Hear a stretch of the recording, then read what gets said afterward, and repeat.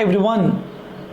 So today we are coming up with a hot topic, that is a national headline, which is that the demand notice served on Infosys. So all of you might have heard about this news, right? Infosys got a demand notice from the Karnataka GST department to the tune of 32,000 crore rupees. So we are discussing today whether the claim by the Karnataka GST department is correct, is tenable, is valid in the law, and can Infosys defend that claim? Okay, these are the different things which we are going to discuss. So let me tell you a brief idea about what happened in that case. Okay, so we know that Infosys is a giant IT company. So Infosys there, okay, we have Infosys now. Infosys have overseas branches. Infosys is the one of the major company which have many overseas branches, means many branches outside India. So they have many overseas branches. Now what happened is that Infosys has what we say, they have paid some expenditure to the overseas branches. Okay, paid some expenditure to that overseas branches for whatever reason that is not actually specified in the notice. So they actually are giving some idea about this expenditure. Okay, now the department claims that this is an importation of service. This is an importation of services. So from 2017 onwards, they are making these kind of transactions. So it is all import of services. So Infosys has to pay the GST on these items. So let's try to understand one by one items. Okay, whether it is an import, whether Infosys is liable to pay GST, and what are the other valuation mechanism, and whether the notice is valid for 2017, etc. So these are the different items which we are going to discuss in this video. So stay tuned till the last. Okay, fine. Now my sincere suggestion is that it is meant to my CA, CMA, CS final students. My interest students can also watch, no issues, but then you won't get a full idea because I'm going to connect with the final topics. Okay, so if you can as a kind of what we say experience, you can just listen, otherwise you can just close down and go, but this is actually meant for my final students. Ready? Fine. So before that, in newspapers they have actually claimed it is a demand notice. In fact, it is a demand notice, but that is not correct. It is not a demand notice that is been received by the Infosys. In fact, it is a pre-notice communication. I'll show you that. Okay, now I'll come to this page later. Now I'll show you what actually Infosys has received. I'll tell you. Okay, if you have my books, then you can open, otherwise whatever books you have, you can just open, because with this we can revise many section also. That is the advantage of this discussion. Yes. Now let's come into the demand and demand adjudication recoveries chapter. In that you can see that there is section 73, and not actually there are two demand section, actually 73 and 74, and in fact in Infosys case we got 74 notice. In 74 notice as well as in 73 notice, they have we have something called pre-notice communication, DRC 01A, DRC 01A. So actually demand notice is DRC 01. Okay, DRC 01 is a demand notice, but in fact Infosys received a DRC 01A. It is a pre-notice communication, that you have to understand first of all. Now we have to, so you understood the concept, right? What actually happened in Infosys case? There is Infosys, there is overseas branches. Now Infosys paying some money to the overseas branches. Now they are saying that this is an important services, and Infosys start by the GST. So what I have done is I've just put it down here, that claims by those both parties, what a department is claiming, what Infosys is claiming. Okay, let's look into both of their claims. First one, department is saying that this is an importation of services. Okay, in the news it is only that only, but I am just analyzing for you for your purpose whether it is an import of services. So let's look into that. Okay, fine. So everyone take the import export chapter. In import export chapter we have something called the meaning of import of services. Okay, meaning of import of services, you can see here section 2 clause 11, okay, and section 7 of IGST Act. which says that, okay, so to clause 11, section 7 is IGST Act, okay. So it's which says that okay, no, sorry, both are CGST Act only, okay. I'm just okay. Now listen.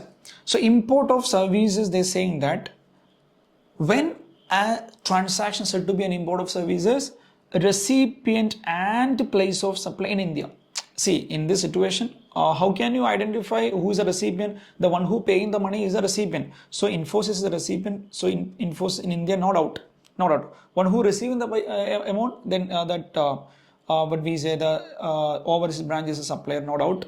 They are in outside India. So as per the definition, recipient in India and supplier outside India. So that test is okay. Recipient in India and supplier is outside India. That is okay, fine.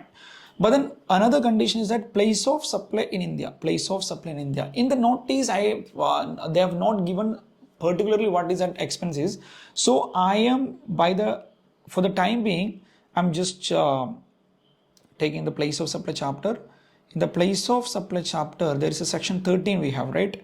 We have section 13, and in that situation they're saying that in generally, so since the nature of expenses we don't know, we can do it, okay. In the generally, section 13 says that in the case of place of supply, where the supplier or recipient outside India. In our situation, the supplier outside India, then the place of supply will be location of the recipient. So in this situation, place of supply will be India. Place of supply will be India. Correct. So then our definition, okay, come to that definition now. So we understood recipient in India and place of supply in India and supplier outside India. Everything is fine, right? Now listen carefully. What is okay. Okay, fine. So recipient in India, place of supply in India, but then supplier is outside India. So it is of course an import of service, no doubt. Okay. I'll come to the Infosys claim. Okay, they are making a different claim. I'll come to that. Okay. Now another things. Okay, so that from the department point of view, that is clear. That is an import of service. Next question: whether in case of import of services, whether Infosys shall pay the GST or the supplier outside India shall pay GST, that is another question. So we'll come to the another topic. Okay, you can revise these many provisions. Okay, that's why I took up this topic for that. Okay, for my YouTube video. So in that you have seen RCM, right? I'm not getting into what is RCM. I presume that all of you know the RCM. Now there is a RCM under IGST, where it clearly says that any service supplied by any person who is located non-taxable territory. Any services supplied by a person who is located non-taxable territory means outside India. So when the supplier outside India and other than non-taxable owner and recipient, I'm not getting into that what is an OIDR service and what is NTOR and all. So simply means it is an importation service. Then here the recipient, that means a person located in taxable territory, means in India, they shall pay the GST. That means here in our situation, Infosys shall pay the GST. So this is the view taken by the Infosys. So by going that provision, okay, we'll see that we will feel that it is okay. Then whatever claim made by the Infosys is correct because it is a important services, because it is satisfy the conditions that supplier outside India, recipient in India, place of supply in India, everything is okay. And so this is important services. And in case of important services, the recipient shall pay GST and RCM. Everything is fine, right? Perfect. Chalo. Now let's come to the Infosys claim. Okay, now come to the Infosys claim.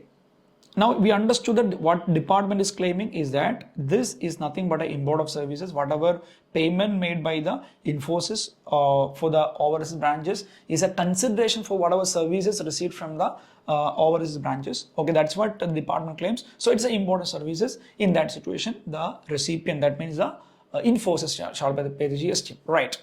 All right. Now let's come into the Infosys claim. They are actually quoting a clarification 210 for 2024. This is the latest clarification issued by the department in June this 2024. That is why you have not studied anywhere, okay? Because this is not applicable for your December exams and all, okay? Because June, July, August, September, October, November, December are not notified by the department, okay? So, sorry, department in the sense like our institute, okay? Then we will see, okay, if there, I'll discuss definitely in a separate YouTube channel or video, don't worry. So anyway, what does this clarification says? I'll tell you. This clarification says that I'm just giving a summary, okay? This is a big clarification, but I'm just giving summary.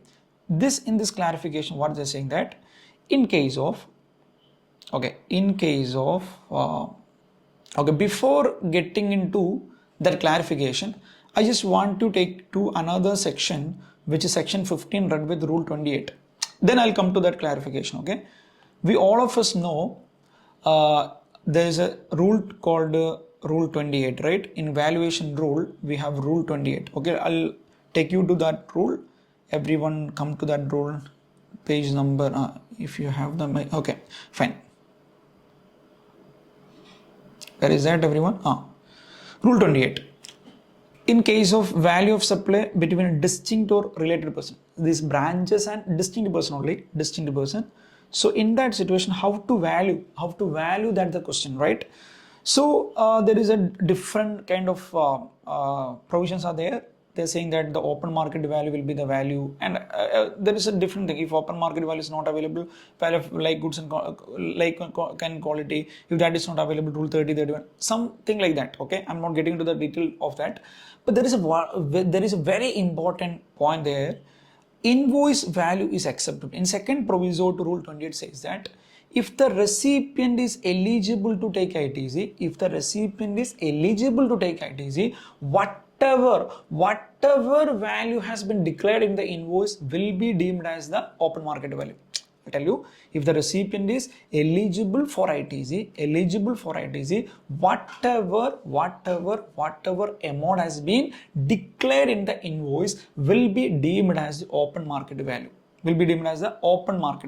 Okay, so in this, so that you have to understand, that you have understood, right? This proviso is very important. Okay, this is applicable in case of transaction between related or distinct person. So the branches in India, branches outside India, of course, is the establishment of distinct person. So the rule 28 definitely we have to observe, no doubt. So going by that rule, and with respect to that rule, they have issued this clarification 210. Okay, now what that clarification says that in case of a transaction between a foreign branch or a foreign related person and an Indian branch, okay, they're saying that rule 28 is applicable. Rule 28 is applicable in that situation also. Okay, whatever rule I've shown you now. Now, in that rule, in that clarification, they're saying that if the recipient is eligible for ITC, whatever invoice value has been declared, then that will be deemed as the open market value. That means that will be the value. And furthermore, they are going one step further than saying that if no invoice issued, then it shall be open. Then value can be taken as nil. Because anyway this person is eligible for ITC, then why they have to first make the payment, then they have to take the ITC. So they're saying that okay, then if no invoice, then no value. There is no question of paying the GST and then again take ITC, nothing like that. So that is what clarified in the circular which is issued in June 2024. It is the latest clarification. Okay, so that is what you have to understand. Now this is what Infosys claims that, see, you only told when the transaction between the related person and outside India and India, whatever amount will be in the invoice will be the value, and if no invoice, then the value will be 0. Then why should we have to pay? Why should we pay the GST? Because you only told it is not there is no value if no invoice is issued. Then in our cases it will hold good, because we are related, we are a distinct person, right? So this clarification, based on this clarification, they are saying that it is not, they have no liability to pay the GST. Okay, so this is the claim by the department. And one more thing that is not there in the clarification, but it is my view. That is, see, I'll tell you the intention. Before that, let's try to understand what is export of service. Okay, what is export of service, because that also we can they can also argue this also. What does that mean? See, in case of export of services, okay, we have something called export of services. There is a definition in section 2 clause 6 which says that what is export of services. In that export of services, there are so many conditions to be satisfied to constitute a transaction as export of services. In that, one of the major condition is that a transaction between transaction between separate entity. It should be a transaction between a separate entity. That means a branch in India and a branch outside India. This transaction is not export. So that if that logic is applicable in the importation also, then it should not be an import. Are you getting the situation? So that this also they can add. But if they're challenging this, see, if they actually want to add this point, then they will have to go to High Court or Supreme Court, because it is a question of law. That also you can connect in appeal chapter. We have seen, okay, in appeal chapter we have seen this all you can connect. Okay, I'm just giving a beautiful connection, right?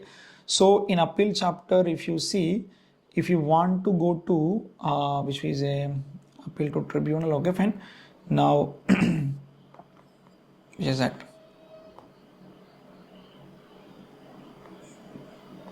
Where is it? Okay, appeal to High Court. Okay, you can go to appeal to High Court only if the question of law. There is a question of law. So it's a question of law because you're challenging that law, because you're saying that it is not an import of services, because no, in export they're saying that they've given that it should be between separate entity. That means a branch in India to branch outside India, it's not export of services.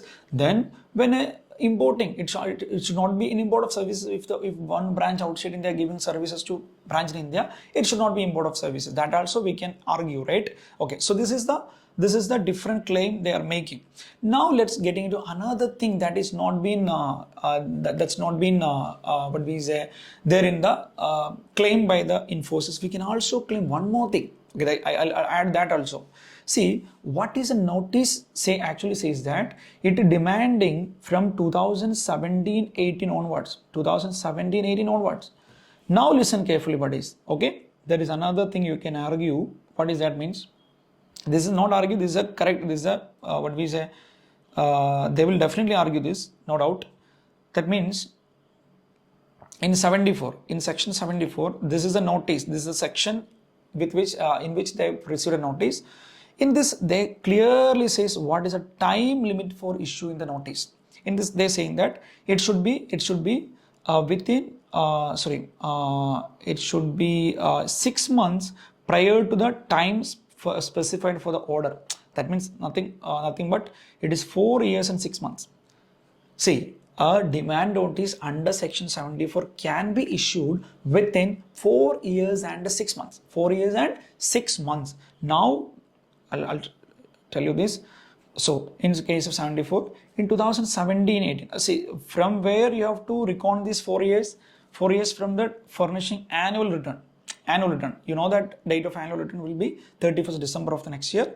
So, in 2017-18, annual return will be submitted on 31/12/2018.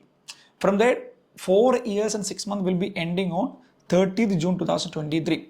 That means no demand notice can be issued in 2024 August. August they cannot issue.